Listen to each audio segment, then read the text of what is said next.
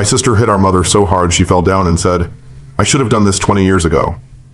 The sound echoed through the Thanksgiving dinner with 14 family members frozen at the table watching my mother hold her face on the floor. My sister Grace stood over her with her hands still raised and shaking. "Get up," Grace said in a voice I'd never heard her use before. Mom stayed on the floor crying, but something about her crying seemed wrong, like she was performing it. "Grace, what the hell?" Our brother James jumped up from his chair, knocking over his wine. But Grace didn't look at him. She kept staring at Mom. "Tell them what you just told me in the kitchen. Tell them right now." Mom tried to crawl away, but Grace grabbed her arm, not hard but firm enough to stop her. "Tell them or I will."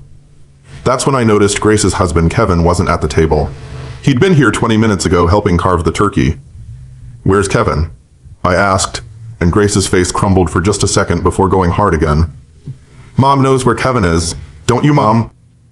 Our Aunt Linda tried to intervene, reaching for Grace, but our cousin Tony stopped her. "Wait, let her talk." Tony was a paramedic and had this way of reading situations. Mom finally sat up and wiped her face, but the tears had already stopped. "I don't know what you're talking about." She said it in her sweet victim voice, the one she used whenever someone called her out on anything. Grace laughed, but it sounded like breaking glass. "You sent him those messages. Pretending to be me. You've been texting my husband for 3 months pretending to be me." James looked confused. "What messages? What are you talking about?" Grace pulled out her phone and showed James something that made his face change. Then she showed it to Tony, then to me. The messages were sexual, explicit, asking Kevin to meet at hotels, saying their marriage was over, saying Grace wanted a divorce, all from a number that looked almost like Grace's but off by 1 digit. I found them on Kevin's phone today when he was showering. He thought he'd been texting me about problems in our marriage. He thought I wanted to leave him. He's been sleeping in his car for a week because these messages told him not to come home. Grace's voice was breaking now. Mom stood up and brushed off her dress. "That's ridiculous. I don't even know how to do that technical stuff." But Grace had more. "The phone number is registered to your credit card, Mom. I checked with the phone company an hour ago. You bought a burner phone and have been paying $40 a month for it." The table was completely silent now. Aunt Linda looked sick. "Louise, why would you do that?" Mom's mask slipped for just a second, and I saw something I'd never seen before. Pure hatred looking at Grace. She doesn't deserve him. She trapped him with pregnancy. My beautiful, successful daughter reduced to a housewife. Grace's son was 4 years old, and she'd quit her job as a nurse to raise him while Kevin worked. It had been their mutual decision. "You tried to destroy my marriage because I chose to raise my own child?" Grace stepped closer to Mom again. "You've been telling Kevin I was cheating, that I had a boyfriend. That's why he believed the messages were real." I remembered Kevin acting strange at the last few family dinners. Not sitting next to Grace, leaving early, looking miserable. We'd all assumed they were having problems. The private investigator found something else, Grace said, and Mom's face went white. "What private investigator?" James asked. "The one Kevin hired 2 months ago to follow me, to catch me cheating. Except instead of finding me with another man, he found Mom meeting with Bradley. Bradley was Grace's ex from college who'd stalked her for 2 years after they broke up. She'd had to get a restraining order." "You contacted my stalker? You brought him back into my life?" Grace's voice was rising now. Mom tried to walk toward the door, but Tony blocked her. "We're not done here, Louise," he said calmly. "The police are already on their way." That's when Mom lost it completely. She took him from me. Kevin was supposed to be mine. He came to me first at that party 6 years ago. We talked all night until she showed up in that slutty dress and stole him. Everyone at the table looked disgusted. James stood up. "Mom, Kevin is 32. You're 58. What the hell is wrong with you?" Mom turned on him. "You always take her side. Everyone always takes perfect Grace's side. She gets everything she wants." Grace pulled out a folder from her bag. The private investigator found more. Requested Reds is on Spotify now. Check out link in the description or comments. Grace's hand shook as she pulled more papers from the folder and spread them across the table next to the turkey that nobody was eating anymore. I leaned closer and saw photos printed in color on regular printer paper. Bradley standing outside a house I recognized as Grace's. Bradley sitting in a car across the street. Bradley walking past the preschool where Scarlett went 3 mornings a week. Each photo had a date and time stamped in the corner, and they went back almost a month. My stomach turned over because this wasn't just Mom being controlling or manipulative anymore. This was dangerous. This was Mom putting Grace's actual life at risk by bringing back the man who used to follow her home from work. and leave notes on her car and show up at her apartment at 2 in the morning until the police finally made her get a restraining order. Tony picked up one of the photos, and his face went hard in that professional way he had when he was working in emergency. He pointed at the timestamp on a photo showing Bradley outside the preschool. The date was October 23rd at 9:15 in the morning, which was exactly when Grace dropped Scarlett off every Tuesday and Thursday. Mom had given Bradley Grace's daughter's schedule. Grace made a sound like she couldn't breathe, and James grabbed her arm to steady her, but she yanked away from him. The front door opened, and everyone's head snapped toward the sound. Kevin stood in the doorway with his coat still on and his keys in his hand. He looked terrible, like he hadn't slept in days, which he probably hadn't if he'd been sleeping in his car. His eyes went to Mom first, still on the floor near the door, then to Grace standing by the table with tears on her face, then to the photos spread across the table next to the mashed potatoes. He walked closer without saying anything and picked up one of the photos. His face changed as he looked at it, really looked at it and understood what he was seeing. He picked up another photo, then another, and I watched all the color drain out of his face until he looked sick. Kevin set the photos down carefully like they might break and turned to look at Mom. She tried her victim face again with the big sad eyes and the trembling lip, but Kevin just stared at her. Grace was watching him, and I could see her trying to read his face, trying to figure out if he believed her now, or if he still thought she was lying. Kevin's hands curled into fists at his sides and he opened his mouth, but nothing came out at first. Finally, he said Mom's name, just her first name, in a voice so flat and cold it made me shiver. Mom started to speak, but Kevin held up one hand to stop her and she actually shut up, which never happened. Kevin picked up his phone from his pocket and started scrolling through something, and his jaw got tighter and tighter. He turned the phone toward Grace and showed her the screen, and even from where I stood I could see it was text messages. The fake messages Mom had sent pretending to be Grace. Grace looked at the phone, then at Kevin, and her face just crumbled. Not the angry kind of breaking from before, but something worse, like watching someone's heart actually crack open. She started crying for real now, with her whole body shaking and her hands covering her face. Kevin took one step toward her, then stopped like he'd hit an invisible wall. His hands were still in fists, and I couldn't tell if he wanted to hug her or punch something or both. The space between them felt huge, even though they were only maybe 6 feet apart.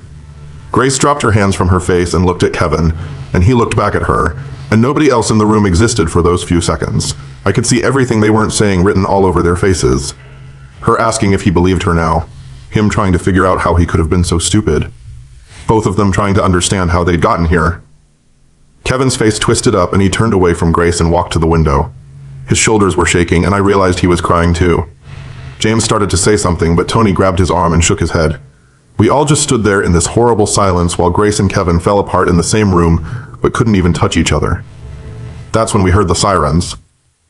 Mom's face changed again, dropping the victim act completely, and now she just looked scared. Tony moved to block the front door without even thinking about it, which made sense since he dealt with situations like this all the time in his job. The sirens got louder and then stopped right outside, and we heard car doors slamming. Someone knocked hard on the door and said police. Tony opened it and 2 officers came in, looking around at all of us frozen in this weird, horrible tableau. One officer was older with gray hair and the other was younger, maybe 30. They both had that calm, professional look like they'd seen everything before. The older officer asked who called, and Tony said he did. The officer looked at Mom still on the floor, then at Grace crying by the table, then at all the photos spread out like evidence at a crime scene. He asked if everyone could please move to separate rooms so they could take statements. The younger officer started directing people, and I ended up in the kitchen with Tony, while other family members got sent to different parts of the house. Through the doorway I could see into the living room where they'd put Mom on the couch. She sat perfectly straight with her hands folded in her lap, and her victim face back on full force. She pulled a tissue from her purse and dabbed at her eyes, even though I could see from where I stood that her eyes were completely dry.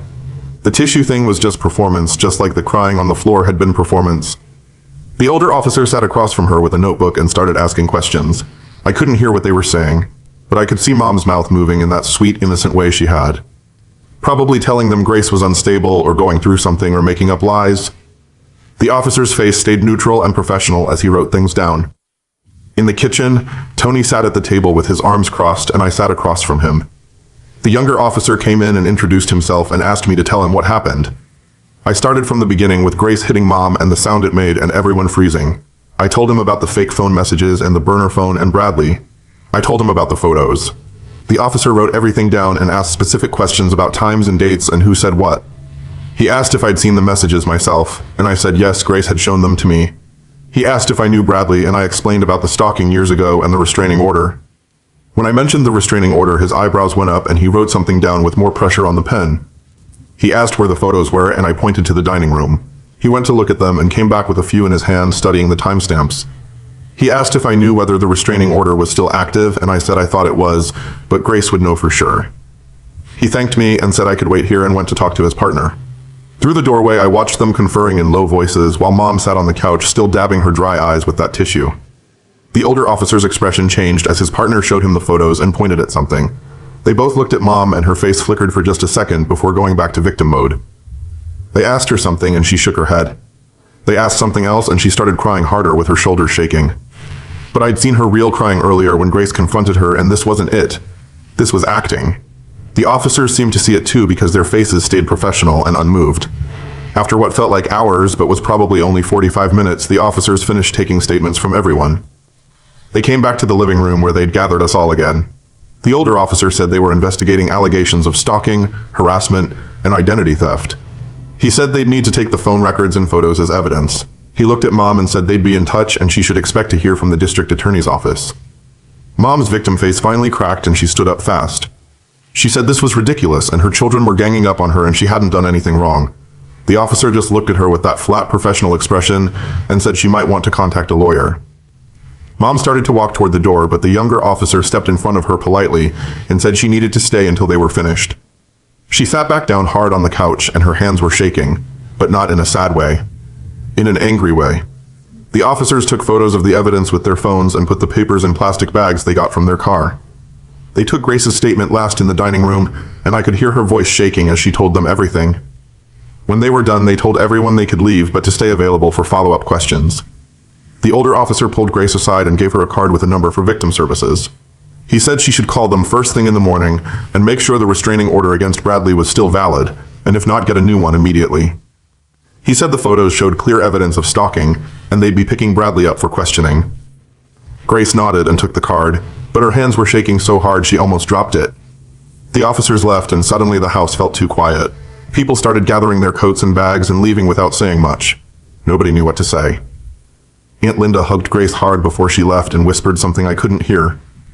Tony squeezed my shoulder and said to call if we needed anything. James stood by the door looking lost, like he didn't know whose side he was supposed to be on anymore. Mom tried to leave too, but Grace blocked her path. Grace's voice came out steady now, not crying anymore. She said Mom needed to leave and never contact her again. She said if Mom came near her house or her daughter or her husband, she'd call the police. Mom tried to argue, but Grace just turned her back and walked away. Dean finally spoke up for the first time all night and told Mom they should go. They left through the front door and I watched through the window as they got in their car. Mom's victim face was completely gone now, replaced by something cold and hard. Kevin stood by the window watching them leave too. When their car pulled away, he turned and looked at Grace. She looked back at him, and they just stood there staring at each other across the living room that still smelled like turkey and gravy. Kevin opened his mouth like he was going to say something, but then closed it. He grabbed his coat from the chair and headed for the door.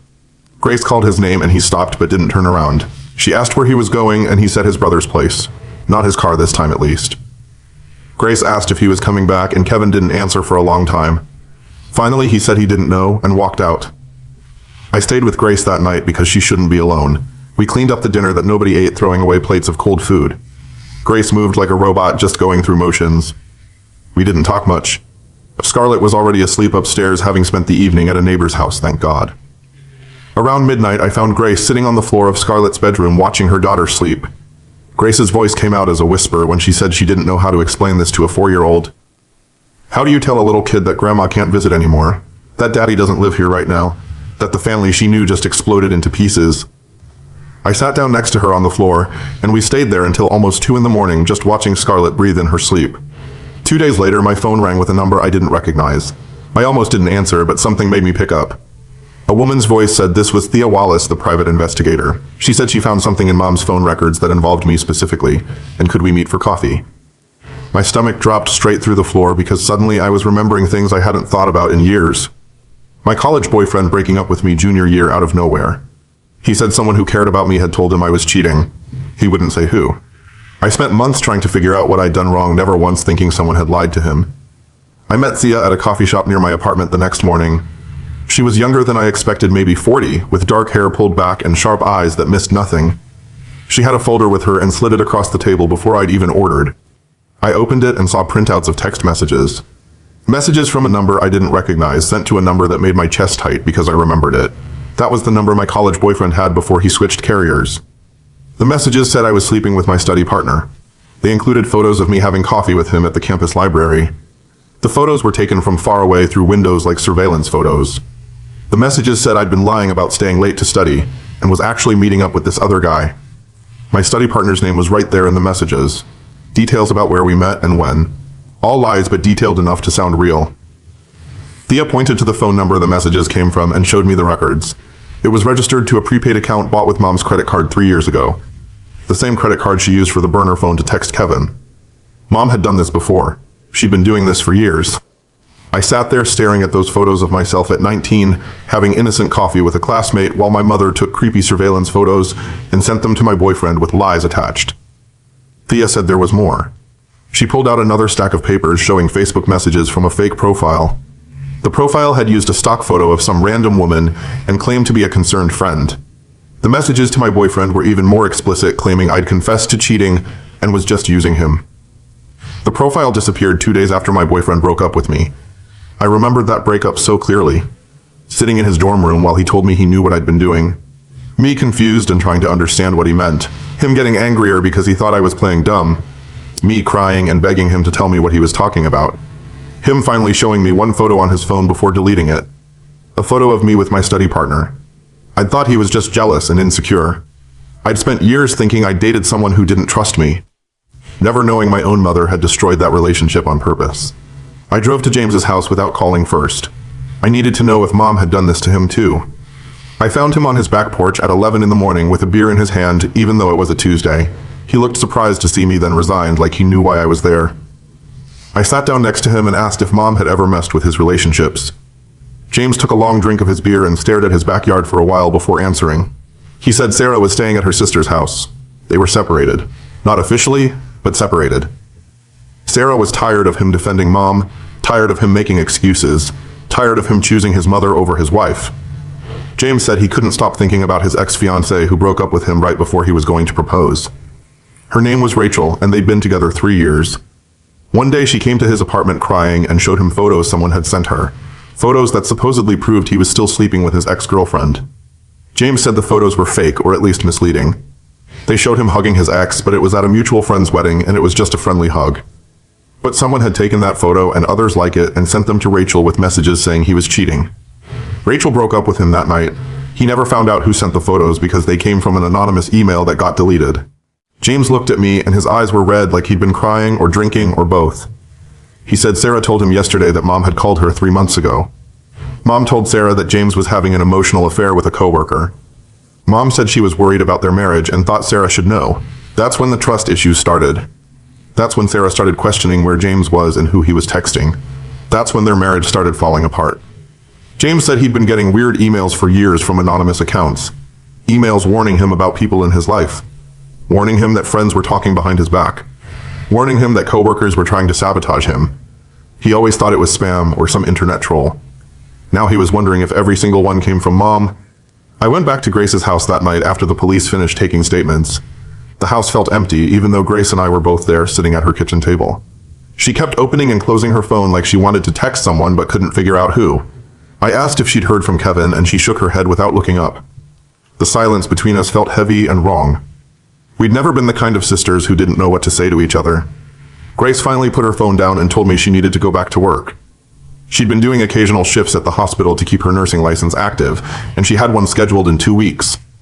I didn't understand why she was thinking about work right now, but I just nodded. 2 weeks passed in this weird fog where none of us really talked to each other. James stopped answering my calls. Dad stayed at a hotel downtown. Grace texted me once to say Kevin was still at his brother's place. Then Grace called me at 6 in the morning on a Tuesday, sounding panicked. Bradley had shown up at the hospital. She was working the night shift in the emergency room, and he just walked in through the main entrance like he had every right to be there. Security got him out before he reached her floor, but not before he told the front desk person that Grace wanted to see him again. That Louise had told him Grace missed him and wanted to reconnect. Grace was shaking so hard when she got home that she couldn't hold her coffee cup. I drove over and found her sitting on her front porch even though it was freezing outside. She kept saying Mom was still doing this. still trying to hurt her even after everything that happened at Thanksgiving. The police investigation was ongoing, but apparently that wasn't stopping Mom from contacting Grace's stalker and sending him to her workplace. 3 days later, a thick envelope arrived at my apartment. The return address was from some law firm downtown I'd never heard of. Inside was a letter on fancy letterhead from Louise's lawyer. I read it twice before I understood what it was saying. The lawyer claimed Mom was suffering from early onset dementia, that she wasn't in her right mind during the incidents, that she needed medical help, not criminal prosecution. I drove straight to Grace's house without calling first. She was in her kitchen making lunch for her daughter when I walked in and threw the letter on her counter. Grace picked it up and read it while I watched her face go from confused to red. She threw the letter across the kitchen hard enough that it hit the refrigerator. Then she screamed that Mom was lucid enough to pay a burner phone bill for 3 months. Lucid enough to track Kevin's location and plan meetings with Bradley.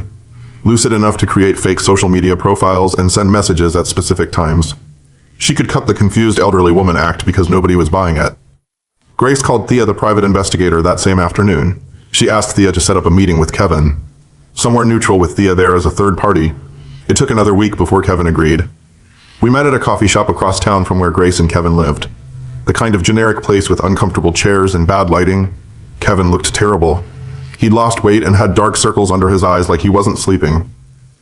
Grace sat across from him, and I sat at a different table close enough to hear, but far enough to give them space.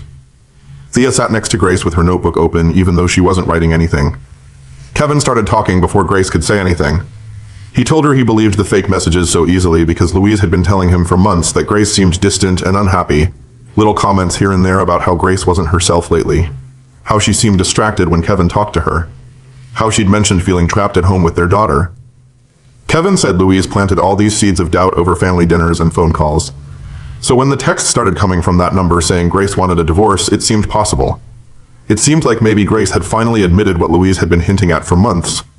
Grace stared at Kevin for a long time before she spoke. She told him she didn't know if she could forgive him for doubting her so completely. For hiring a private investigator to follow her instead of just asking her directly what was wrong. For sleeping in his car for a week rather than coming home to talk to her face to face. Kevin said he didn't know if he could forgive himself either. His voice cracked when he said it, and then they were both just sitting there crying in the middle of a Starbucks. Thea quietly pushed the tissue box across the table toward them. I watched from my table and felt this overwhelming anger at Mom for destroying something that had been good. Grace and Kevin had been happy before this. They'd been one of those couples that actually liked each other. I needed to talk to Dad. He'd been avoiding all of us since Thanksgiving, and that needed to stop. I drove to his office the next day without calling ahead because I knew he'd make an excuse not to see me. His secretary tried to stop me, but I walked past her desk and straight into his office. Dad looked up from his computer, surprised and guilty. I closed the door behind me and asked him why he let this happen. Dad started with the same excuses about not knowing Mom would go this far. About thinking she was just difficult and possessive, but not dangerous. I lost it on him then. I told him his job as a husband and father was to imagine it could go this far. His job was to stop it before it destroyed his children's lives. Dad's face crumpled and he looked old suddenly. Older than I'd ever seen him look. He told me Louise had an obsession with Kevin from the moment Grace brought him to a family dinner 6 years ago. Dad had caught Mom going through Grace's phone multiple times looking at photos of Kevin. He'd found her texting Kevin directly under the pretense of planning family events, but the messages were too friendly, too personal. Dad convinced himself it was harmless maternal concern, rather than the dangerous thing it actually was. He said he was realizing now that his silence made him part of everything that followed. He'd chosen to look away instead of protecting his daughter, and now he had to live with that choice. The next family gathering happened at James's house a week later. It was supposed to be just a casual dinner, but nobody felt casual about anything anymore. I was helping clean up in the kitchen when our aunt pulled me aside. She wanted to talk somewhere private, so we went out to James's garage. She told me she'd warned Dad years ago that Louise's behavior toward Grace's boyfriends was wrong and controlling. She described things from when Grace was in high school. Times when Mom would flirt with Grace's dates or find reasons they weren't good enough. How Mom would dress younger when Grace brought boys home. How she'd position herself between Grace and whatever guy she was seeing. I felt sick listening to it. This pattern had been going on for decades, and everyone just accepted it as Louise being Louise. Nobody stopped her. Nobody protected Grace from her own mother. The prosecutor called Grace about a month after Thanksgiving. I was at her house when her phone rang, and I watched her face change as she listened. The prosecutor explained they were charging Louise with stalking, harassment, and identity theft. The penalties could include jail time, but more likely probation given her age and clean record. Grace thanked the prosecutor and hung up. She told me later she didn't even care about punishment anymore. She just wanted Mom to stay away from her family forever. She wanted to know her daughter was safe and that Mom couldn't reach Kevin or manipulate any of them again. Kevin moved back home on a trial basis after they'd been apart for a month. Grace told me he was sleeping in the guest room while they tried to figure out if their marriage could survive this. Their daughter asked why Daddy was sleeping in the wrong room now. Grace had to explain in 4-year-old terms that sometimes grown-ups need space to fix their feelings. That Daddy still loved her, but Mommy and Daddy needed time to remember how to trust each other. I came over for dinner one night and watched them move around each other carefully like they were afraid of breaking something fragile. James showed up at my apartment at 2 in the morning about 6 weeks after Thanksgiving. He was drunk and crying and could barely stand up straight. I let him in and made him sit on my couch while I got him water. He told me his wife had filed for separation that afternoon. She'd found out he'd been in contact with Louise through secret email accounts. James said he didn't know why he couldn't just cut Mom off completely. He kept making these excuses for her in his head, even though he knew what she'd done to Grace. Even though he knew she'd probably done similar things to him over the years. I sat next to him and realized he'd been manipulated his entire life. He was so twisted up by Mom's gaslighting that he still thought he owed her something despite everything she'd done to our family. I started seeing a therapist 2 weeks after James showed up drunk at my apartment. Grace had been pushing me to go, saying we all needed help processing what Mom had done, but I kept putting it off because admitting I needed therapy felt like admitting Mom had won somehow. My first session was in a small office with beige walls and a couch that smelled like lavender, and the therapist asked me to describe my relationship with my mother. I started talking about the Thanksgiving incident and she stopped me. She wanted to know about before that, about my childhood, about how Mom treated me growing up. I realized I didn't have many good memories that didn't involve Mom somehow ruining them or making them about her. The therapist wrote something down and asked if I'd ever noticed Mom sabotaging my relationships. I told her about Noah and the fake Facebook profile, and she asked if there were others. I sat there trying to remember, and suddenly it was like a dam breaking. My high school boyfriend who got anonymous letters saying I was cheating. My college roommate who moved out suddenly after Mom visited and told her I'd been talking behind her back. The job opportunity in another state that fell through after the hiring manager said someone called with concerns about my reliability. I'd spent years thinking I was the problem, that something about me pushed people away, and now I was seeing it was her the whole time. The therapist said Mom's behavior fit the pattern of a narcissistic parent who saw her children as extensions of herself rather than separate people. She explained that when I started forming my own relationships and identity, Mom felt threatened and worked to isolate me so I'd stay dependent on her. I cried for the first time since Thanksgiving. Not angry tears, but the kind that come when you finally understand something that's been hurting you for years. Grace called me 3 weeks after she and Kevin started couples therapy. She sounded different on the phone, tired but less brittle than before. She told me their therapist was making them do exercises where they had to communicate without attacking each other, and it was the hardest thing she'd ever done. Kevin had admitted in their last session that part of him was angry at Grace for having a mother like Louise, which made no logical sense, but he couldn't help feeling it. The therapist said that kind of honesty was actually progress because they were finally saying the real things instead of the safe things. Grace asked if I thought they'd make it through this. I didn't know what to tell her because their marriage looked so broken from the outside, but I said if they were both still trying, then maybe that meant something. She went quiet for a minute and then told me Kevin had moved back into their bedroom the night before. Not because everything was fixed, but because they both decided they were tired of sleeping apart while trying to rebuild their marriage. She said it felt strange and familiar at the same time, like coming home to a house that had been rearranged while you were gone. Mom showed up at my office on a Tuesday morning exactly 4 weeks after the no-contact order went into effect. I was at my desk working on a report when the receptionist called saying someone was here to see me. I walked out to the lobby and there she was holding a huge bouquet of roses and a card, her eyes already red like she'd been crying. She started talking before I could react, saying she just needed to apologize, that she'd made mistakes, but she was my mother and didn't that count for something. My coworkers were staring and I felt my face get hot with embarrassment and rage. I pulled out my phone and called the police while she kept talking, her voice getting louder and more desperate. She said I was being cruel, that Grace had poisoned me against her, that she'd given me everything, and this was how I repaid her. 2 officers arrived within 10 minutes and I showed them the no-contact order. Mom's whole demeanor changed when she saw the police. She started crying harder and saying her children had abandoned her for no reason, that she was just a mother who loved too much. The officers weren't buying it. They asked her to come with them and she refused, so they took her arms and started walking her toward the door. She screamed the whole way across the lobby that we'd regret this, that family was supposed to forgive each other, that she'd done nothing wrong. My boss came out of his office and asked if I was okay. I nodded, but I wasn't. I was shaking so hard I had to sit down in the lobby chair where Mom had been standing minutes before. The court hearing was scheduled for early March, 4 months after Thanksgiving. Grace and I drove there together while Kevin followed in his own car because he was testifying as a witness. We walked into the courthouse and saw Mom already sitting on a bench in the hallway. She was in a wheelchair that she absolutely did not need, wearing a cardigan that made her look frail and old, her hair styled to look thinner than it actually was. Grace grabbed my arm hard enough to hurt. The bailiff called us into the courtroom and Mom's lawyer wheeled her to the front. The prosecutor presented all the evidence, the phone records, the messages to Kevin, the meetings with Bradley, the violation of the no contact order at my workplace. Mom's lawyer argued she was suffering from early dementia and wasn't responsible for her actions. The judge looked at Mom and asked her directly if she understood why she was there. Mom said yes in a small voice and explained she'd just been trying to protect her daughter from a bad marriage. The judge's expression didn't change. He said the evidence showed a pattern of deliberate manipulation spanning months, and dementia didn't explain the level of planning involved. He granted restraining orders for me, Grace, James, and Kevin that would last 2 years. He gave her 2 years probation with mandatory psychiatric evaluation. If she violated any of the orders, she'd go to jail.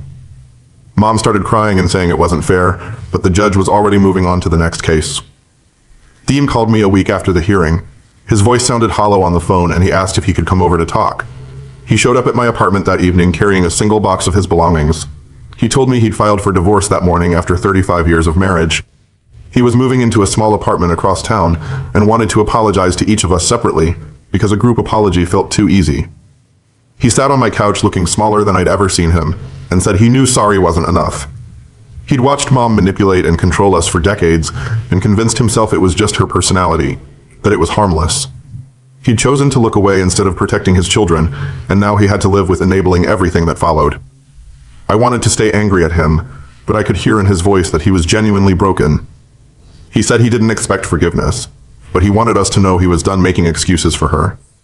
He was choosing us now, even though it was decades too late. After he left, I sat in the dark for an hour thinking about how many people had seen what Mom was doing and done nothing to stop it. My therapist helped me understand that Mom's sabotage wasn't about me being inadequate or unlovable. She explained that people like Louise need to control the people around them because it makes them feel powerful and important. When I formed my own relationships or made my own choices, it threatened her sense of control, so she worked to destroy anything that took my attention away from her. The therapist said understanding this wouldn't erase the damage Mom had caused, but it might help me stop blaming myself for her actions. We worked on identifying the patterns of manipulation so I could recognize them if they showed up in other relationships.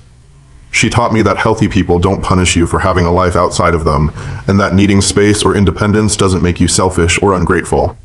I started keeping a journal of things I'd accomplished or relationships I'd built despite Mom's interference, and seeing it written down made me realize I was stronger than I'd given myself credit for. The damage was real, and it would take years to fully process. But at least now I understood it wasn't my fault. 6 months after Thanksgiving, Grace and Kevin renewed their vows in a small ceremony at a park near their house. It wasn't about pretending the damage hadn't happened or that everything was perfect now. It was about choosing each other again with full knowledge of how fragile trust could be and how much work it took to rebuild it. Grace wore a simple blue dress and Kevin's hands shook when he put the ring back on her finger. They'd written their own vows and Grace's voice broke when she promised to never let anyone come between them again, even family.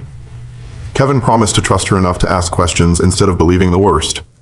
Dean was there looking uncomfortable in a suit that didn't fit right anymore. James came alone because Sarah was still deciding about their marriage.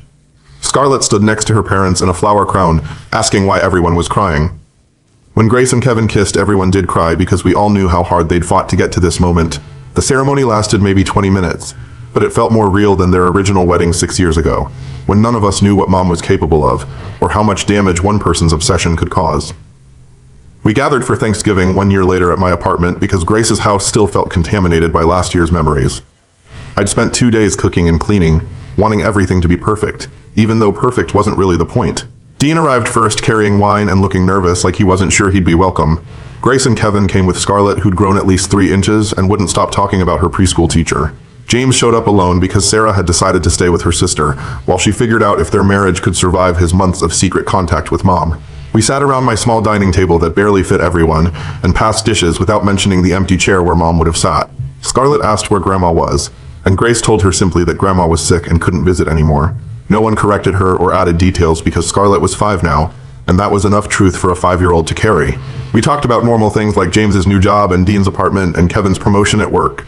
The conversation felt lighter without Mom's presence, like we could finally breathe without waiting for her to turn something innocent into ammunition. Nobody brought up the court case or the restraining orders or the divorce. That absence of her poison spreading through every interaction felt like the healthiest thing we'd done as a family in years. We were just existing together, damaged but trying, broken but not destroyed, and that was enough for now.